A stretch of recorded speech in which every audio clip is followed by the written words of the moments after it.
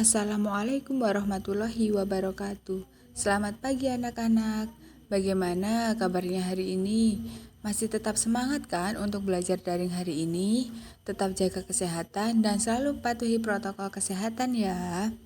Hari ini kita akan memasuki materi baru, yaitu tentang sistem peredaran darah manusia. Komponen penyusun sistem peredaran darah itu ada 3, yaitu darah, jantung, dan pembuluh darah. Pertama kita bahas yaitu mengenai darah. Nah, darah ini merupakan media transportasi yang membawa zat kimia yang diperlukan tubuh atau yang akan dibuang keluar tubuh.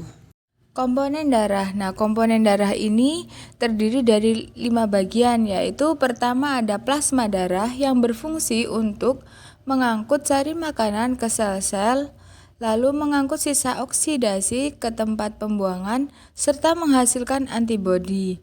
Nah, plasma darah ini terdiri dari 91,5% air dan 8,5% berupa senyawa zat kimia. Komponen darah yang kedua itu ada sel darah merah atau eritrosit.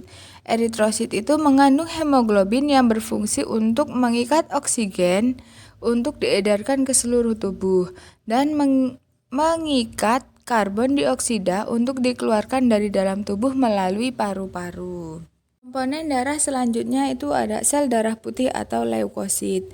Nah, leukosit ini berperan penting dalam proses pertahanan tubuh dengan menghasilkan antibodi dan menghancurkan patogen atau kuman dan benda asing yang masuk ke dalam tubuh. Jumlah leukosit pada orang dewasa sehat itu sekitar 5.000 sampai 10.000 per milimeter. Nah, sel darah putih ini hanya bisa hidup sekitar 12 sampai 23 hari saja. Nah, teman-teman sekalian pernah dengar tidak penyakit leukemia? Nah, penyakit leukemia itu penyakit apa sih? Nah, penyakit leukemia itu merupakan penyakit kekurangan darah putih atau jumlah darah putih itu kurang dari keadaan normal, sehingga seseorang itu dinyatakan terkena atau menderita penyakit leukemia. Komponen darah selanjutnya itu adalah keping darah atau trombosit. Nah, trombosit ini berperan penting dalam proses pembekuan darah.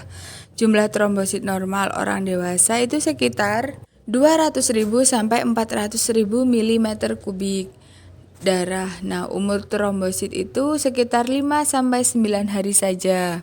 Selanjutnya itu ada golongan darah. Golongan darah itu berdasarkan sistem ABO dibagi menjadi golongan A, B, AB, dan O. Nah, di dalam sel darah merah itu terdapat protein yang disebut aglutinogen. Ada 2 macam aglutinogen, yaitu aglutinogen A dan aglutinogen B.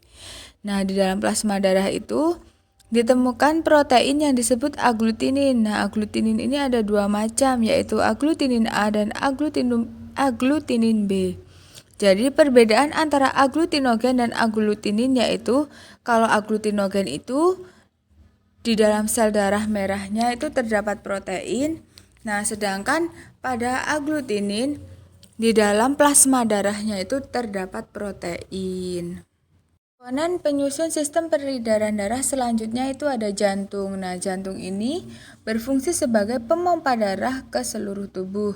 Jantung ini terdiri atas 4 ruang, yaitu serambi kanan yang berfungsi untuk menerima darah yang mengandung banyak CO2 atau karbon dioksida dari seluruh tubuh dan memompanya ke bilik kanan.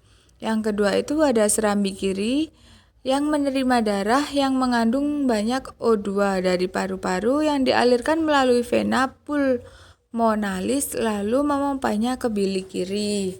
Nah, yang ketiga itu ada bilik kanan yang berfungsi untuk menerima darah yang mengandung banyak CO2 dari serambi kanan dan memompanya ke paru-paru melalui arteri pulmonalis. Nah, yang terakhir itu ada bilik kiri yang berfungsi untuk memompa darah yang mengandung banyak O2 menuju ke seluruh tubuh. Komponen penyusun sistem peredaran darah yang terakhir itu ada pembuluh darah. Nah, berfungsi untuk mengalirkan darah dari jantung ke seluruh tubuh.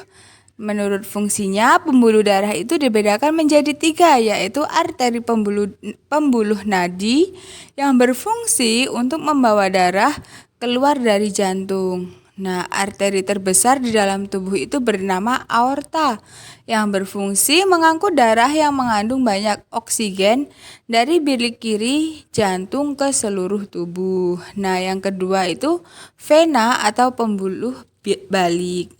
Pembuluh balik ini berfungsi untuk membawa darah menuju jantung. Nah, yang ketiga atau yang terakhir itu ada pembuluh kapiler yang berfungsi sebagai tempat pertukaran cairan dan zat-zat kimia serta oksigen, karbon dioksida, zat-zat makanan, serta hasil ekskresi dengan jaringan yang ada di sekeliling kapiler. Sekian materi yang Ibu bisa sampaikan, kurang dan lebihnya Ibu mohon maaf. Dan jika ada yang ingin dipertanyakan, silahkan bertanya. Ibu akhiri, wabillahi taufik wal hidayah. Wassalamualaikum warahmatullahi wabarakatuh.